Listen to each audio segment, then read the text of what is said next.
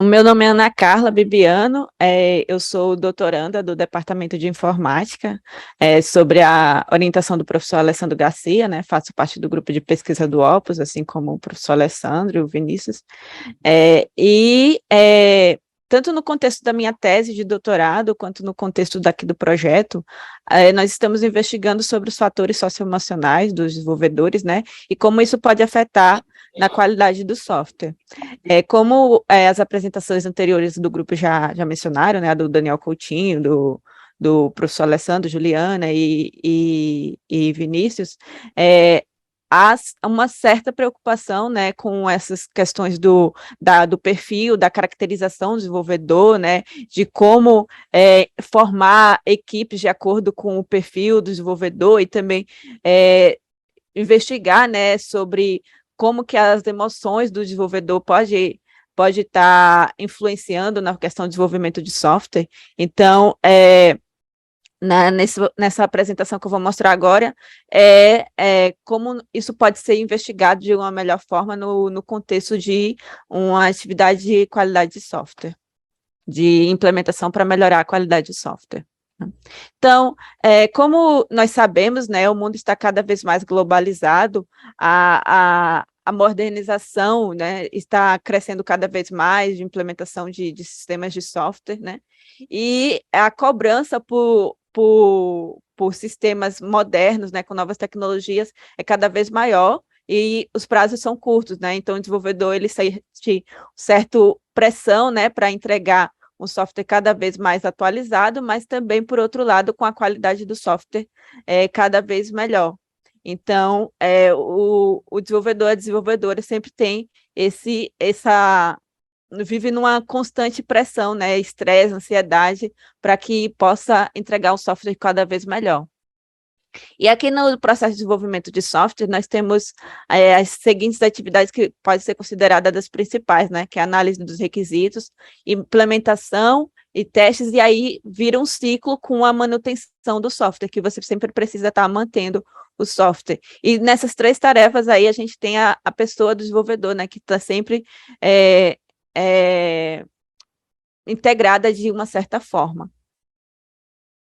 E fazendo uma analogia aqui com a implementação de um software, né, nós podemos fazer a analogia que um software é como se fosse uma construção civil. A gente tem ali a preocupação de descrever os requisitos, o planejamento, o mapeamento, tudo precisa ser muito bem pensado, porque qualquer decisão errada pode levar a um prejuízo, tanto para a empresa ou então companhia que está desenvolvendo, quanto também para os usuários, né? E isso também deve ser levado em consideração quando se pensa em testes, né? Porque os testes é necessário para saber se o sistema ele vai ter um comportamento esperado no mundo real. Então, também isso é análogo à construção civil, né? Que também precisa ter uma certa preocupação com testes. E é observado, né, que mesmo durante o desenvolvimento, durante esses testes, há aparecimento de problemas estruturais, e pode até aparecer até mesmo quando o sistema já está em uso, né? Há sempre um aparecimento de problemas estruturais, que estudos mostram que isso é muito frequente em sistemas de software. E o que é um problema estrutural, né? Um problema estrutural é tudo aquilo que pode estar ali indicando que o código está muito complexo, muito longo, ou com a legibilidade difícil. Por exemplo, nesse código daqui, a gente tem um método de um sistema real, e ele pode ser considerado um código muito longo, a legibilidade está difícil, né, é muito complexo, com muitas responsabilidades, e isso dificulta a manutenção do código, justamente porque o desenvolvedor está ali preocupado em entender o código, né, em saber como melhorar, e saber se isso pode estar afetando algum comportamento estranho no sistema. Então, por isso que tem a necessidade de manter, né, manter o código para cada vez melhorar a qualidade do software. E aí nós temos que a manutenção é um processo de modificação em um sistema de software, almejando melhorar a qualidade do software, né? estudos mostram que se o sistema não tiver manutenção como é esperado, né, pode ter que causar problemas mais sérios aí, como a gente vê nessa analogia, né? Então, o sistema que ele não tem manutenção, ele tanto pode ter problemas mais graves, né, causar mais problemas mais graves, quanto também se torna um sistema obsoleto, porque fica difícil de você introduzir novas funcionalidades, novas tecnologias, justamente por causa dessa falta de manutenção do sistema, né? Então, o desenvolvedor ele tem que estar ali se preocupando tanto em manter o código, quanto também em adicionar novas funcionalidades, né? E aí, nisso, estudos mostram que cerca de 70% da vida de um sistema de software é justamente gasto em manutenção. Então, imagina o quão pode ser estressante, preocupante para o desenvolvedor, tendo que fazer mais de uma tarefa ao mesmo tempo que ele está ali mantendo o sistema para manter uma boa qualidade de software, mas também ele tem que fazer outras atividades de desenvolvimento, como adicionar novas tecnologias, adicionar novas funcionalidades para atender os requisitos do usuário. Então, tem uma sobrecarga muito maior, né, justamente porque a manutenção ainda é um trabalho muito manual. O desenvolvedor precisa estar gastando esse tempo para encontrar problemas estruturais, para saber como melhorá-los, né? E aí a gente vem com atividades de manutenção que é muito frequente, que é a refatoração, né? A refatoração, de acordo com a engenharia de software, é uma prática muito comum durante o desenvolvimento do software, justamente porque a manutenção, como é muito frequente, o desenvolvedor sente essa necessidade de estar refatorando o código. Então, aqui a gente tem uma definição de refatoração, que é quando o desenvolvedor aplica uma transformação de código que almeja melhorar a estrutura do código-fonte. Por exemplo, nesse caso, a gente tem um método invoke, da classe AccessLogFilter, e o desenvolvedor ele extrai um código do método invoke, criando um novo método, que é esse buildLD. E a gente tem que essa extração e movimentação do código, criando esse novo método, é chamado extract method, é um tipo de refatoração. E aí a gente tem aqui o resultado após a refatoração, né? Só ficou com esse método aí, com o código extraído. Mas a gente tem assim que, para aplicar somente uma refatoração simples, o desenvolvedor precisa ter os seguintes passos. Ele precisa identificar onde é que ele vai refatorar, né, os elementos de código, seja a classe, o método que ele vai precisar refatorar. Qual o tipo de refatoração, porque tem vários tipos. E também qual o efeito dessa refatoração. Será que vai deixar o código mais complexo? Será que vai deixar a legibilidade do código mais difícil? Então, imagina, para uma simples refatoração, o desenvolvedor já tem vários passos e várias preocupações. Mas aí a gente mostra que refatoração é complexa, né? A gente já viu que é para uma simples refatoração. Agora, nos nossos estudos recentes, inclusive na minha dissertação de mestrado, que eu também fiz aqui no departamento, nós mostramos que é muito frequente o desenvolvedor aplicar mais de uma refatoração ao mesmo tempo, que é o que a gente chama de refatoração composta, que é quando ele aplica esse conjunto de refatorações. Então, nós vemos que, aqui um exemplo de refatoração composta, né? Só para ilustrar melhor para vocês, o desenvolvedor, nesse caso, ele extrai um método e depois ele movimenta esse método para uma outra classe. Aí a gente tem um exemplo de refatoração composta, que o desenvolvedor aplicou duas refatorações, uma extração e movimentação de método. Agora imagina, a gente tinha aqueles passos para somente uma refatoração. Agora nós temos todos esses passos para cada refatoração da refatoração composta. Nessa figura aqui, R1 e R2 e R3 são refatorações de uma refatoração composta. E P1 e P2 e P3 são os passos para cada refatoração. Então, o desenvolvedor precisa estar preocupado com os passos para cada refatoração. Isso daí requer mais ainda tempo para o desenvolvedor pensar, quanto também esforço mental, que ele dali precisa pensar como fazer essa combinação das refatorações, como isso vai afetar o código-fonte, os testes que ele vai precisar adaptar para comportar essa refatoração, como fazer isso de uma melhor forma para adicionar uma feature ou então uma nova tecnologia. Então, É uma atividade que requer muito esforço mental, estresse, vamos dizer assim, né? E a gente tem que refatoração é cansativa. E a gente pode mostrar isso a partir de um estudo de caso. Esse estudo mostra um exemplo aqui no contexto da Microsoft, no qual os desenvolvedores eles precisaram fazer uma migração do Windows XP para o Windows 7, né? E, como todos sabem, foi uma transformação, assim, é uma migração que causou muitas mudanças no Windows, né? E os desenvolvedores precisaram aplicar muito processo de, teve um processo de refatoração muito extenso nesse contexto, e isso causou um esforço mental muito grande, né, nos desenvolvedores, né? Eles reportaram nesse estudo. E infelizmente, a refatoração ainda é um processo muito manual, como eu já disse nos slides anteriores. E o sistema do Windows é um sistema muito extenso, fica difícil para o desenvolvedor mapear todas as partes que precisam ser refatoradas. Então, para esse contexto, o desenvolvedor precisou criar soluções próprias para facilitar esse processo de refatoração, né? Eles precisaram criar ferramentas ali para ajudar esse processo. Mas só que mesmo com essas ferramentas, elas ainda são muito limitadas, né? E aí, nos nossos estudos recentes, já no contexto da minha tese de doutorado, nós observamos que as refatorações, elas frequentemente, elas não removem o problema estrutural completamente. Então, imagina, o desenvolvedor tem todo o esforço para combinar refatorações, e mesmo assim, essas refatorações na prática não removem completamente o problema, né? Que a gente tem uma figura aqui para ilustrar melhor isso, né? É como se o desenvolvedor estivesse ali tentando tapar buraco, mas ele não consegue tapar o buraco totalmente.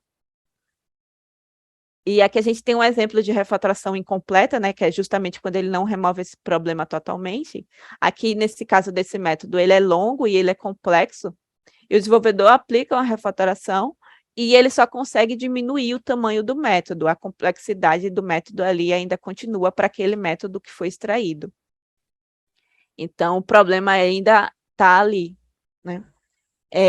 E aí, além disso, nos nossos estudos, nós observamos que, além dos problemas ainda continuarem, ainda tem o risco, né, do desenvolvedor introduzir outros problemas durante a refatoração, né?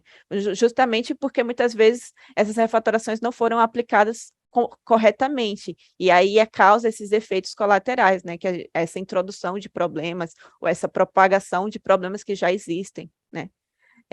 Então, um exemplo aqui de efeito colateral é justamente, né, no exemplo que eu mostrei anteriormente, é quando o problema estrutural ainda permanece aqui, como no caso desses métodos que ficaram complexos. Então, baseado em tudo isso que foi mencionado, nós vemos que o suporte automatizado existente para a aplicação de refatoração ainda é escasso e limitado. Não existe um suporte automatizado, né, ferramentas que consigam ajudar o desenvolvedor a remover totalmente os problemas estruturais na prática. Isso daí afeta, querendo ou não, assim, pode afetar, né, querendo ou não, fatores socioemocionais dos desenvolvedores, porque os desenvolvedores, eles, além de estarem estressados, pensando na refatoração, eles vão se sentir cada vez mais inseguros sobre a complexidade da aplicação da refatoração, porque ele diz, a ferramenta não vai conseguir me ajudar totalmente, vou ter que aplicar manualmente, mas será que essa aplicação manual vai ser boa o suficiente para remover? Ele pode se sentir seguro, e qualquer problema estrutural introduzido ali vai trazer uma consequência sobre a reputação do desenvolvedor, né? A equipe vai começar a taxá-lo. Ele não é um desenvolvedor bom porque ele introduziu tal problema, deixou a classe muito complexa, né? E acaba inferindo ali em problemas sociais, até mesmo na equipe. Algumas suposições, o desenvolvedor pode estar sendo deixado de delegar, o gerente de projeto pode estar deixando de delegar certas tarefas àquele desenvolvedor, justamente porque ele tem essa reputação de estar causando frequentemente problemas estruturais. Então, há certos fatores, tanto além de socioemocionais, mas também sociais, né, que podem estar sendo afetados justamente por causa dessa complexidade da aplicação de refatoração. E uma forma de ajudar os desenvolvedores durante esse processo de refatoração é justamente melhorar esse suporte automatizado, né? É, é, dar um suporte aos desenvolvedores a saber quais refatorações devem ser aplicadas, quais efeitos dessas refatorações sobre o código-fonte. E então vem aqui a proposta do nosso trabalho, né, que é ter um sistema de recomendação para o desenvolvedor para o apoio de refatorações compostas. E a gente está chamando atualmente esse sistema de recomendação de Recomposite. Achei legal esse termo, porque além de você estar recompondo a refatoração, né, de você estar fazendo a refatoração compostas, mas parece que, de certa forma, está recompondo o desenvolvedor, né, que ele está ajudando ele. Então, achei interessante assim, esse termo.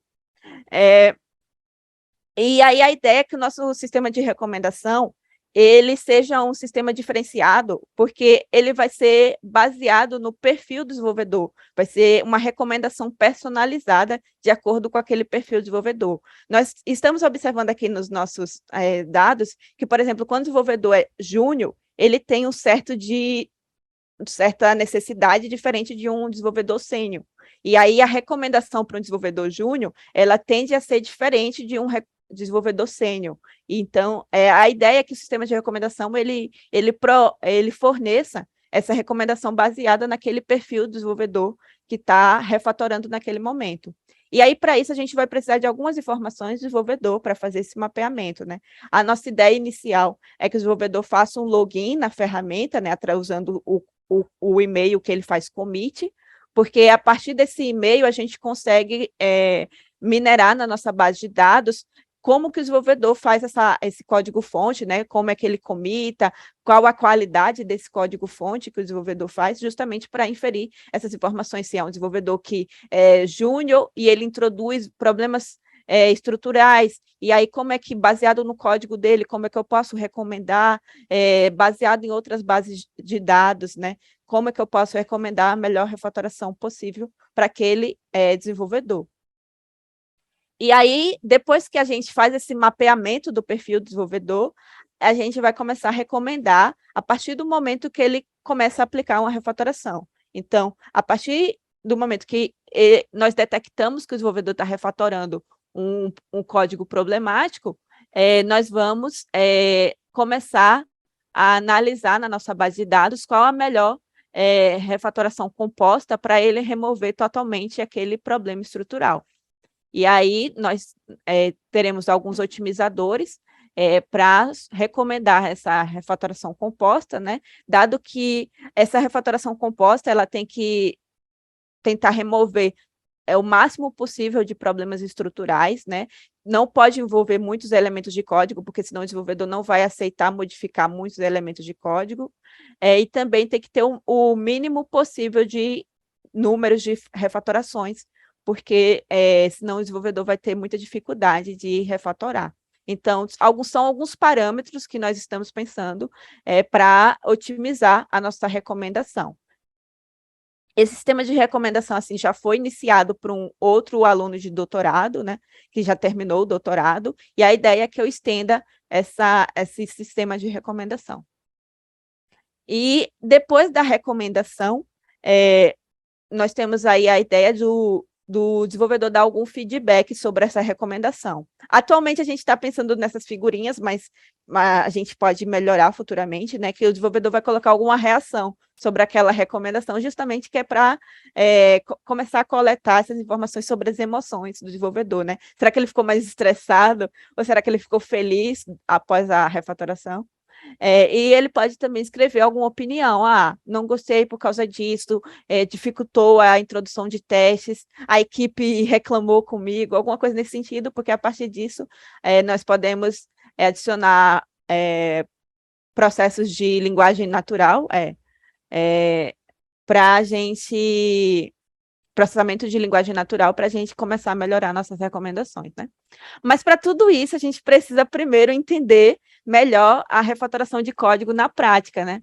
Então, para isso, a gente está construindo numa base de dados, né? Coletando refatorações em projetos reais, analisar a qualidade do software após a aplicação dessas refatorações compostas, coletar quais são as refatorações compostas mais comuns, porque não adianta a gente recomendar uma refatoração composta que o desenvolvedor nunca ouviu falar. Então, é importante que seja refatorações que sejam aplicadas em diferentes projetos, porque a gente diz, ó, sei lá, 72% dos desenvolvedores aplicam essas refatorações. Aí o desenvolvedor vai começar a olhar e dizer, então é interessante eu aceitar essa refatoração, porque ela é aplicada por vários projetos.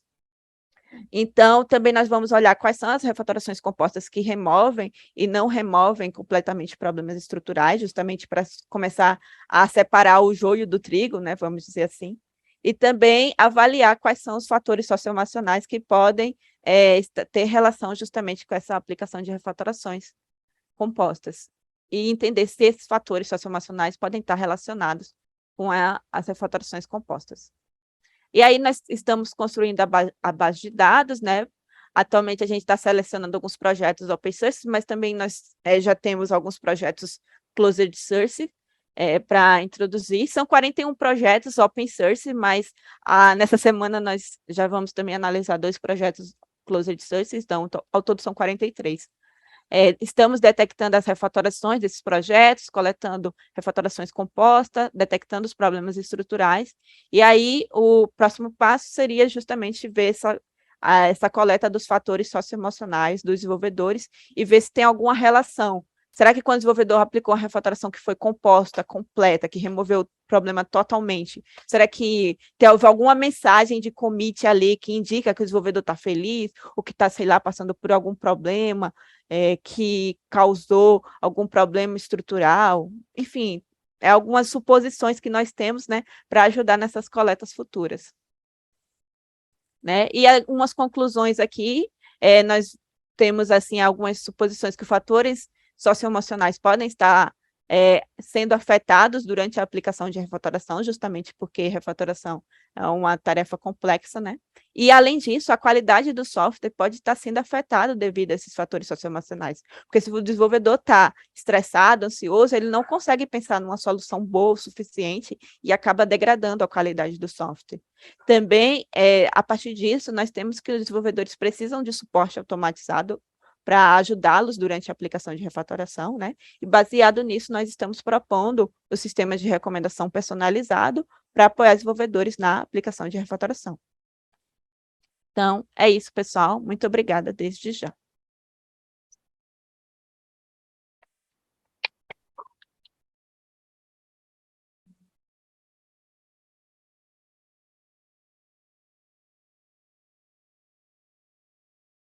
Ana, eu tenho perguntas aqui, mas deixar para o pessoal perguntar primeiro. Eu posso começar, Alessandro, então? Pode, Ana. Opa. Primeiro, parabéns, Ana. Muito legal aí o trabalho. Achei super interessante. Vou te falar que, desenvolvendo há alguns anos, sempre era uma questão minha, né? Não ter tantas recomendações boas hoje em dia de refactoring, né? Tem melhorado isso com o tempo, mas a gente sabe que dá para fazer muita coisa ainda, né? Que ainda não é feita. Então, muito legal saber que você está fazendo algo relacionado a isso. Então, parabéns pela escolha do tema. Assim, eu fiquei refletindo durante o teu trabalho, e aí eu queria até saber a tua opinião, e se vocês pretendem também cobrir essa parte que eu vou comentar ou não no trabalho, porque eu entendi que vocês, de maneira personalizada, vão recomendar, né, a questão de refactoring, né, ela para o desenvolvedor. A gente sabe que hoje em dia, utilizando ferramentas de integração contínua, né, uma série de ferramentas, a gente consegue ter várias informações legais, né, sobre quem comitou, né, se está funcionando ou não está, por exemplo, alguma funcionalidade, né, que foi comitada lá no banco, né, entre outras questões. E aí a minha pergunta é se, por acaso, vocês imaginam, né, recomendar também quem poderia ser esse desenvolvedor, né, talvez aplicar o refactoring, né, ou pegar o código para poder fazer alguma mudança quando necessário. E aí, por que eu estou fazendo essa pergunta? Porque é muito comum, principalmente quando está em um período de homologação, a gente sabe que às vezes tem representantes de clientes, né, que identificam bugs, etc., né? E tem bugs que a gente sabe que às vezes são críticos, né, comparados a outros bugs, né, são muito mais sérios em relação a esse contexto, né, de ser consertado. E aí, como você falou sobre essa questão da emoção, né, desse lado, né, mais humano, né, vamos dizer assim, né, do desenvolvedor, talvez saber que um júnior vai pegar um bug muito crítico para ser feito, será que isso pode ter influência, né, sobre o conserto, sobre o refactoring que ele pretende fazer, né? Então, a minha pergunta está mais relacionada a isso, né? Se de fato vocês consideram, né, incluir ou não, né, essa questão da recomendação também de quem poderia desenvolver, né, para tentar solucionar, considerando até esses aspectos, né, de criticidade de bug, de talvez de impacto de uma funcionalidade com outra, né, porque a gente sabe disso, né, que quando a gente pensa em engenharia de software, né, um dos pontos é entender, né, quais são as relações, né, e a rastreabilidade que existe de impacto, né, de uma feature contra feature, né. Então isso também é uma informação que de alguma forma pode ser útil, talvez, né, numa possível recomendação, quem sabe. Aí eu queria entender, escutar um pouquinho você sobre isso. Legal, ótima colocação, professor André. A gente não tinha pensado nisso, né, a princípio, mas eu acho super válida, porque o que nós temos observado, tem uma disciplina na pós-graduação, né, humanização, que é ministrada pelo professor Alessandro, que é humanização no contexto de engenharia de software. E aí, lá na disciplina, a gente lê alguns artigos relacionados à qualidade, engenharia e fatores sociais. E o que a gente tem observado lá? Que geralmente aquele desenvolvedor que ele criou o código, né, criou a classe e modifica muito aquela classe, ele tem um certo apego para refatorar aquela classe, né? Então, geralmente só aquele desenvolvedor refatora.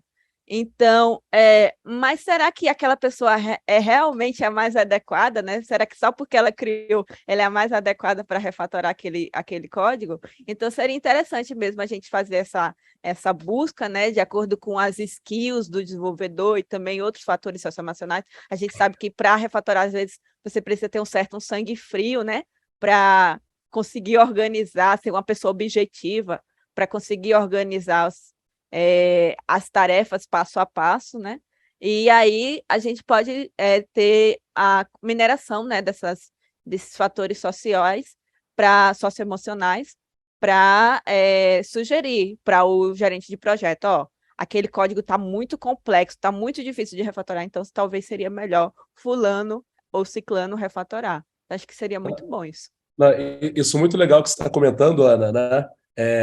Eu estava guardadinho aqui na questão da gestão do projeto, né? Uhum. Porque, já que você levantou esse ponto aí, né? Para o gerente, isso acaba sendo também uma informação talvez importante, né? Ou para o líder, né? Da equipe de desenvolvimento, talvez, né? Uhum. Porque tendo também essa visão, né? De se conseguiu consertar, se conseguiu aplicar, se fez de maneira adequada, né? Não sei, né?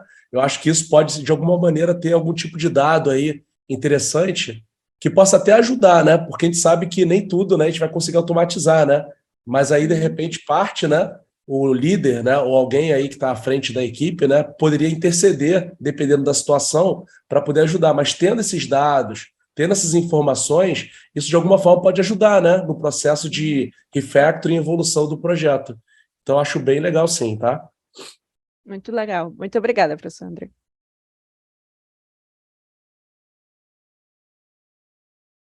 Professor Alessandro? Oi, Ana. Mais alguém? Eu vou fazer então, dado que o pessoal está perguntando. Bom, a apresentação toda eu já conheço, né? Eu vou fazer mais, como eu fiz com o Vinícius, mais reflexões aqui sobre os nossos trabalhos e direções futuras. Eu estava pensando aqui, enquanto você estava apresentando,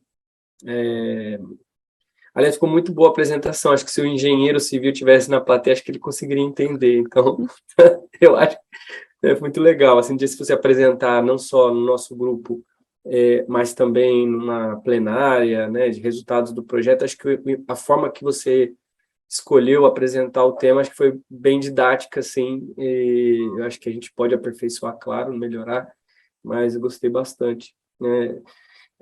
Agora, uma coisa que eu estava refletindo aqui era o seguinte, né? A gente tá pensando mais especificamente na coleta de emoções com relação ao feedback, as recomendações feitas, as recomendações incorporadas no código-fonte, né? Isso é uma fonte de informação, né, sobre as emoções. Mas existem outros momentos, né, que a gente poderia estar pensando que, naturalmente, o desenvolvedor também poderia expressar suas emoções, porque quanto mais informação a gente tiver, melhor, né? Só expressar no momento em que ele conclui a refatoração pode ser um pouco limitada. Até, por exemplo, se a gente quer comparar, se a gente quer ter evidências de o quão a ferramenta que a gente está construindo, né, o recomendador que a gente está construindo, o quão ele ajudou o desenvolvedor, né? Se a gente pergunta só no final, tem uma chance, às vezes, ele dar um feedback negativo, porque no final das contas, a refatoração é onerosa, ela é difícil, ela é dispendiosa de qualquer maneira, né? E pode ser que a emoção que ele expresse não seja comparativamente como se ele tivesse feito manual. Porque para a gente o que interessa, do ponto de vista de quem está avaliando a nossa ferramenta, né, o sistema de recomendação, é o como o sistema de recomendação ele foi capaz de aliviar a tarefa do desenvolvedor e reduzir o estresse, né? Mas se a gente pergunta só no final, a gente não tem um parâmetro de se reduziu algo, né? Porque possivelmente a avaliação que ele vai fazer tem a ver com outros fatores que a gente não está controlando. Por exemplo, né, refatoração de qualquer forma dá trabalho. E é uma tarefa que é pouco reconhecida, né, até pelos gerentes de projeto, porque refatorar, no final das contas, você não está aumentando funcionalidade no sistema, você está simplesmente fazendo algumas mudanças, até eu, né, não reconheço, mas simplesmente, você está fazendo mudanças que visam a melhorar a manutenção mais tarde. Então, a curto prazo, os benefícios não são reconhecidos, né? Eu estava aqui imaginando momentos em que a gente poderia coletar mais informações sobre as emoções de forma a sanar o problema que eu mencionei, né? Essa limitação de se coletar, as limitações de se coletar só após o trabalho feito, né? Então, obviamente, tem, sei lá, você poderia até pensar em outras, mas, por exemplo, um momento é na hora que ele escolhe a refatoração, né? Que o sistema recomendador ele vai dar múltiplas alternativas. Até para o próprio recomendador é importante saber quais recomendações ele claramente não gostou, né? Porque às vezes você tem recomendações ranqueado lá, essa é a recomendação favorita do recomendador, essa é a segunda, terceira. Saber que a segunda foi péssima ou que a primeira opção foi péssima é um feedback que a gente tem, e o recomendador vai entender as características estruturais dessas recomendações e vai, na próxima, né, se os algoritmos forem ajustados para tal, vai levar em consideração essas características para evitar que as próximas recomendações tenham essas características. Então, acho que um outro momento natural seria na hora que ele escolhe a recomendação, né? E, às vezes, tem gente que gosta realmente de avaliar a recomendação, porque não quer ter aquele tipo de recomendação de novo, né? Eu quero ver no topo da minha listinha de refatorações a serem feitas recomendações desse tipo. Então, pessoas podem se sentir encorajadas a fazer essa avaliação, né, dar esse feedback. Mas aí depois eu queria que você comentasse outros momentos que você acha interessante, que possam ser factíveis de coletar esse feedback. Mas aí eu já vou colocar logo a minha segunda pergunta, que eu estava imaginando aqui. Como a gente trabalha, a gente está todo tempo trabalhando com dívida técnica, né? Então, essas decisões não ótimas que o desenvolvedor toma, incorpora no código-fonte, para um dia mais tarde resolver, né? Ou talvez resolver. Aí isso só o futuro vai dizer, né? E aí, o que a gente tem hoje em dia de ferramental na indústria para a detecção dessas dívidas técnicas automatizadas? São os linters, os analisadores estáticos, né? E as ferramentas hoje, com o advento de integração contínua, elas são bastante utilizadas, né? Lógico que tem que ser feito um ajuste para cada organização, mas organizações que têm maturidade, elas usam, né, essas ferramentas de análise estática. E você sabe que um grande desafio de problemas estruturais em software é que tem uma subjetividade inerente ao problema, porque ele não é um problema, vamos dizer assim, de um pedaço de uma ponte que se partiu, né? Aquilo ali é inquestionável, a ponte se partiu, né? Já em software, existe uma sutileza do problema estrutural, da gravidade dele, da relevância ser subjetiva, né? E isso é mais inerente. Não que não tem em outras engenharias, mas na nossa isso é muito comum, muito frequente. Então, por exemplo, que nem acho que o exemplo que você deu de problema estrutural no início foi o método longo, né? Então, a questão do método longo são um método que faz muita coisa, né? Só que as ferramentas de análise estática geram muitos falsos positivos e também falsos negativos. E essas ferramentas usam informações estruturais sobre o código, quantas linhas de código tem, etc.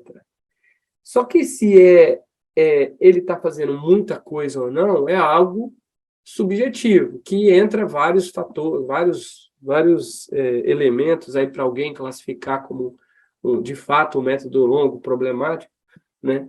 Entra vários fatores. Como tem esse componente de subjetividade, eu estava pensando que há uma oportunidade da gente utilizar informações relacionadas às emoções nesse processo de detecção, porque as ferramentas usam informações estruturais, usam informações de processo, mas elas não usam as ferramentas no estado atual, elas não usam as informações sobre emoções. Aí olha que tal hoje, com a gamificação sendo introduzida nas plataformas de desenvolvimento colaborativo, de avaliação de código-fonte, etc., né? A gente mais e mais vai ter essas informações disponíveis. A depender da plataforma, você pode conseguir rastrear o código produzido e a avaliação de alguém, uma avaliação subjetiva de alguém, né? E, às vezes, até usando emoticons, né? Qualificando assim, de forma mais emotiva a qualidade do código-fonte. Então, eu fico pensando, se alguém produzir um método longo, a ferramenta detecta, né, dentre lá várias mil ocorrências de método longo no projeto, mas um método longo ele foi detectado pela ferramenta de análise estática só usando informação estrutural, mas usando informação do passado, informações sobre emoção negativas associadas àquele código-fonte, seja no ato da revisão desse código-fonte, seja no ato que alguém estava usando uma IDE e ele marcou aquele código-fonte, não gostei, de alguma forma, bota uma carinha negativa sobre aquele código-fonte. Se a gente tem essas informações, ela só vem a contribuir, né, nesse processo de priorização, ou desde detecção e priorização desses problemas estruturais. E, provavelmente, é muito mais confiável você utilizar as informações estruturais, mais essas informações sobre emoção do código-fonte, dada a natureza subjetiva, né, da gravidade, de quão esse problema estrutural é realmente danoso à manutenção do projeto.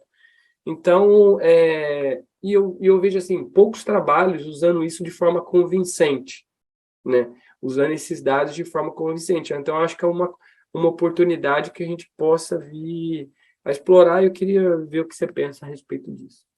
Então, são dois itens. A primeira pergunta não é qual o melhor momento para recomendar a refatoração, seria em que momento coletar o feedback, coletar as emoções, né? Porque você coloca ali mais no final, depois que o desenvolvedor já utilizou a refatoração.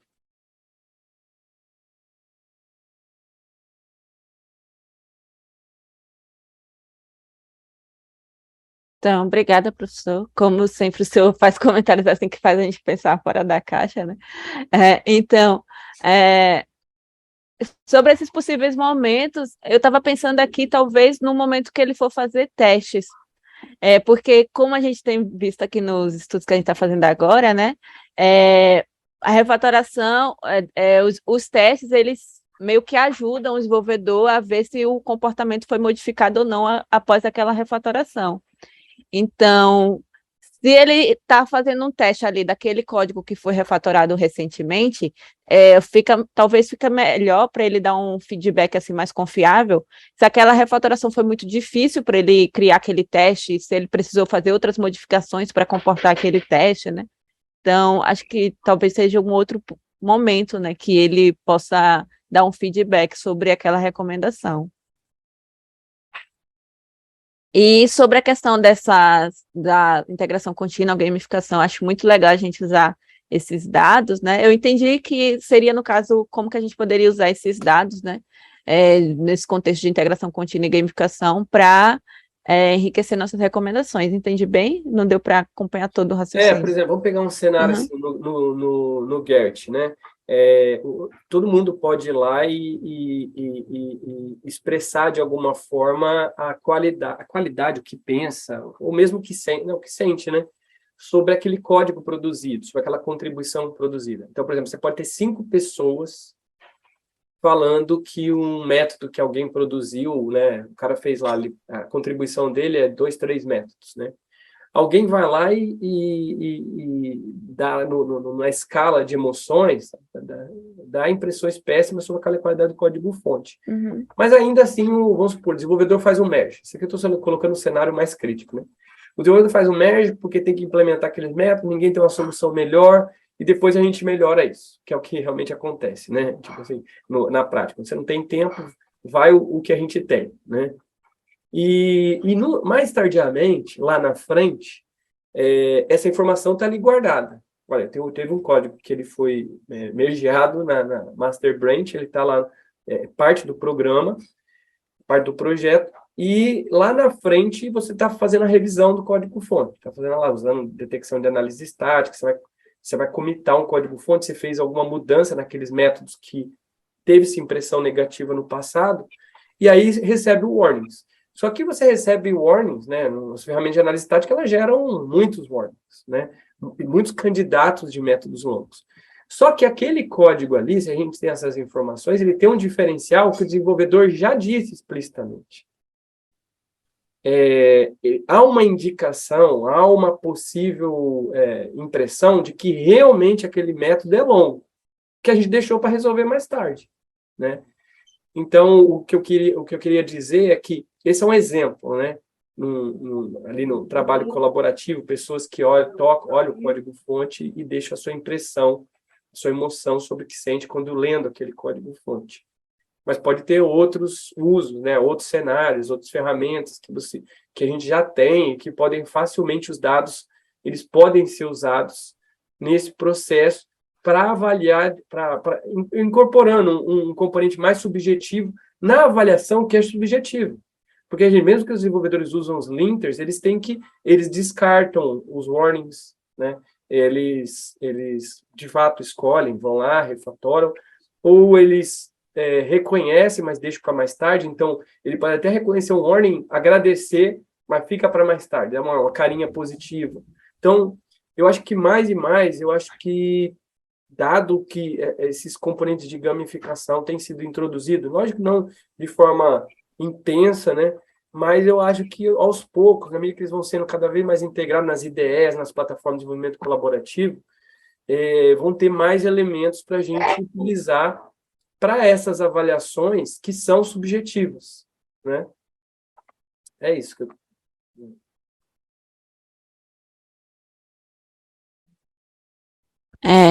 É isso mesmo. Eu também acho muito válido usar essas informações. Era bom a gente também usar reporte de sistemas de gerenciamento de tasks, por exemplo, Jira, essas coisas, porque eu vejo muito, assim, que é muito comum quando uma tarefa está muito complexa, os desenvolvedores põem alguns comentários lá de isso está muito difícil, alguma coisa assim. Eles usam alguns termos, entendeu? Que indicam que eles estão certo chateados porque tem que fazer aquilo, que vai ser muito demorado. Então, acho muito legal. Uma coisa que eu achei muito interessante assim, sobre a questão de gamificação, mas aí pode ficar como os trabalhos futuros.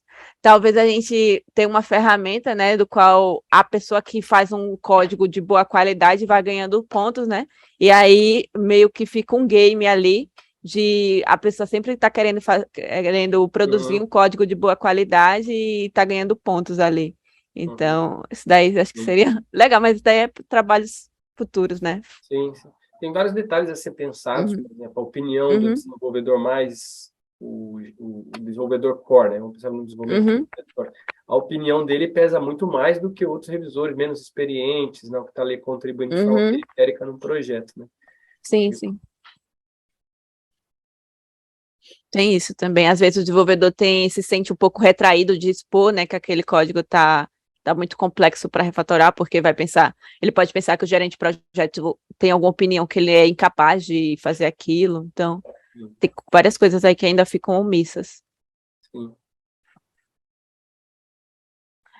Eu acho que assim, principalmente nesse contexto de desenvolvimento remoto, tem muito artefato de questão de opiniões do código-fonte, principalmente nesses ambientes, né, virtuais como Slack, sei lá, Maremost, que são ambientes, né, que os desenvolvedores conversam, ou até o próprio Discord, né, conversam sobre código-fonte e tudo mais. Então, se a gente... Assim, vai ser muito difícil a gente ter um dado sem a permissão do desenvolvedor, né, nesse sentido. Mas se a gente conseguir também algum caso de uso, né, para coletar essas informações, também seria legal. Sim. Então é isso, pessoal. Mais algum comentário, sugestão?